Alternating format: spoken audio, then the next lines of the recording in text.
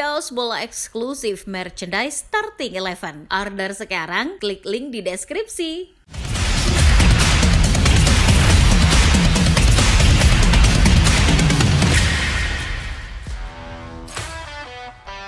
Meskipun sudah terpecah belah sejak 3 dekade lalu, negara-negara bekas Yugoslavia selalu saja menelurkan banyak pemain top.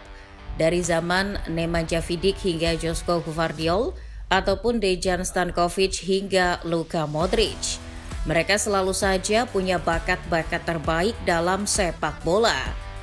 Yang lebih mencengangkan, hanya dalam kurun waktu yang relatif pendek sejak perang, salah satu negara pecahan tersebut bisa sampai ke final Piala Dunia. Edan, bukan?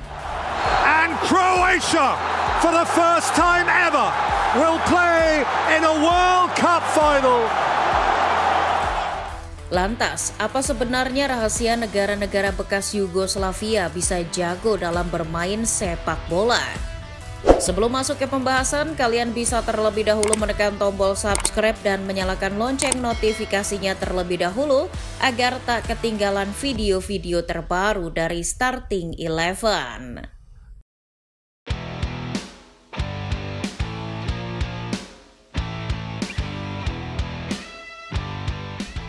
Satu hal yang sangat membantu kemajuan sepak bola dan olahraga secara keseluruhan di negara-negara bekas Yugoslavia adalah budaya olahraga yang sudah sangat mengakar di sana. Olahraga bukanlah sesuatu yang asing dan mahal di sana. Orang bisa dengan mudah menemukan fasilitas olahraga tanpa harus susah payah menyewa dengan harga mahal. Ini bisa terjadi karena di masa lalu, saat pemerintahan monarki berhasil digulingkan oleh kekuatan sosialis komunis, olahraga merupakan barang wajib di Yugoslavia. Warga negara haruslah sehat agar bisa ikut berkontribusi dalam masyarakat. Oleh karena itu, pemerintah Yugoslavia yang dipimpin oleh Karib Sukarno, Josip Broz Tito, melakukan kampanye olahraga besar-besaran. Mereka memang secara tidak langsung memakai olahraga sebagai cara untuk unjuk gigi di mata dunia. Melalui olahraga, bendera dan lagu kebangsaan mereka bisa dikibarkan dan dinyanyikan di wilayah lain. Oleh karena itu, kompetisi olahraga sering disebut sebagai pengganti dari perang. Ya, kira-kira seperti kita orang Indonesia yang bangga ketika ada atlet nasional yang berhasil menang di kompetisi internasional. Timnas sepak bola Yugoslavia sendiri bisa dibilang membanggakan di kompetisi mayor.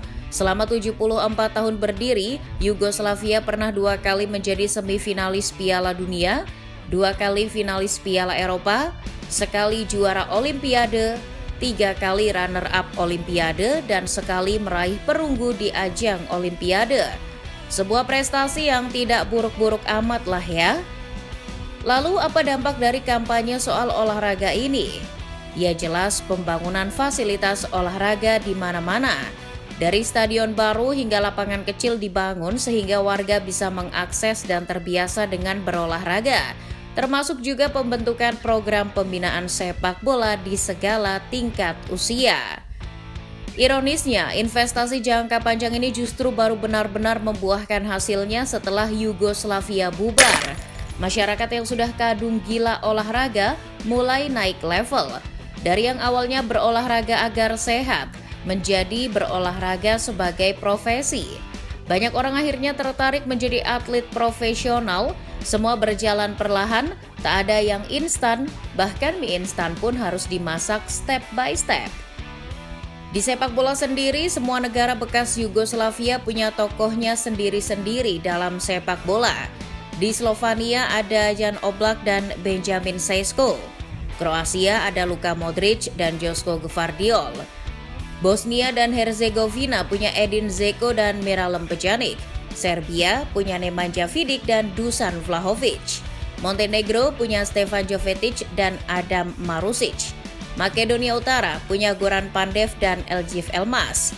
Bahkan Kosovo saja punya Vedat Muriqi dan Amir Rahmani.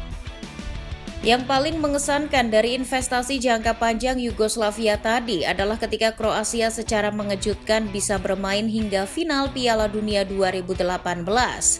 Bayangkan saja, negara yang 2 dekade sebelumnya masih berperang dan baru relatif stabil sejak 2006 bisa bermain di pertandingan tertinggi dalam kancah sepak bola. Bahkan, Luka Modric saja merasakan seperti apa rasanya hidup dalam perang. Prestasi ini tak mungkin diraih jika mereka tidak jago. Dan satu-satunya cara mereka bisa menjadi jago adalah berlatih dan menambah jam terbangnya. Bagaimana bisa jago main bola kalau main bola saja gak pernah?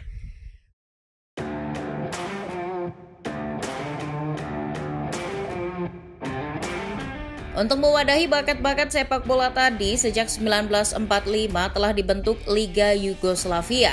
Liga ini pada masa jayanya merupakan salah satu yang terbaik di Eropa.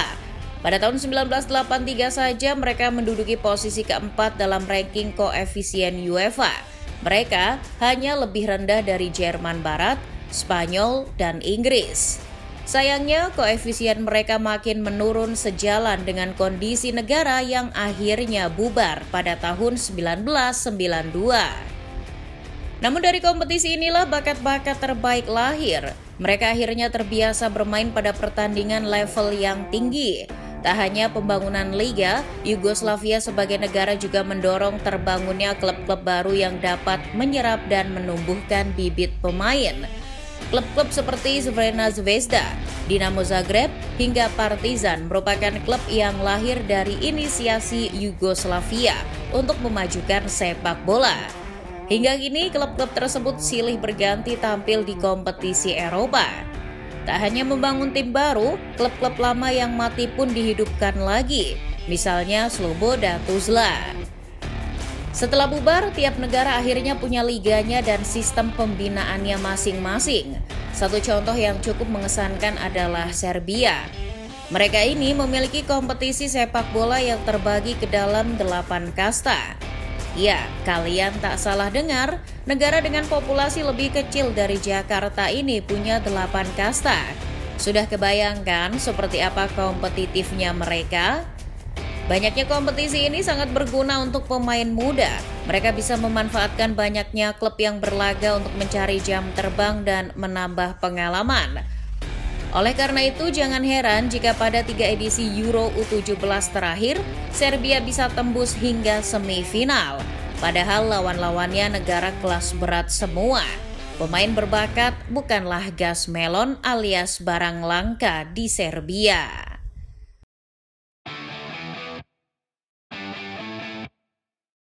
Karena negara-negara tadi gila main bola, akhirnya mereka punya banyak pemain bola. Karena kebanyakan, akhirnya memaksa banyak pemain harus abroad ke luar negeri agar bisa bermain. Baik yang mereka yang jago banget atau yang sekedar jago aja.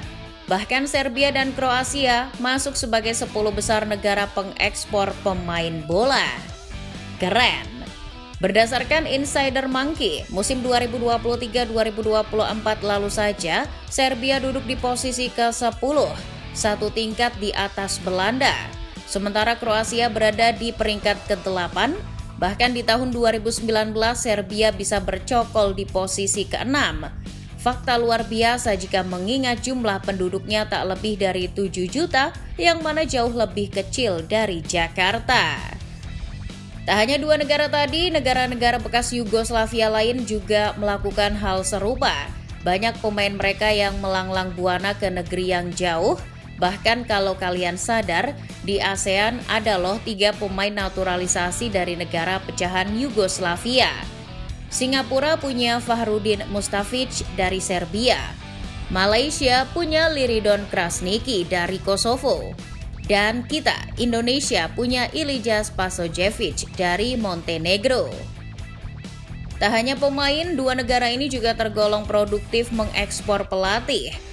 Menurut data Football Observatory pada 2020, Serbia adalah negara pengekspor pelatih terbanyak ketiga di dunia, di bawah Argentina dan Spanyol.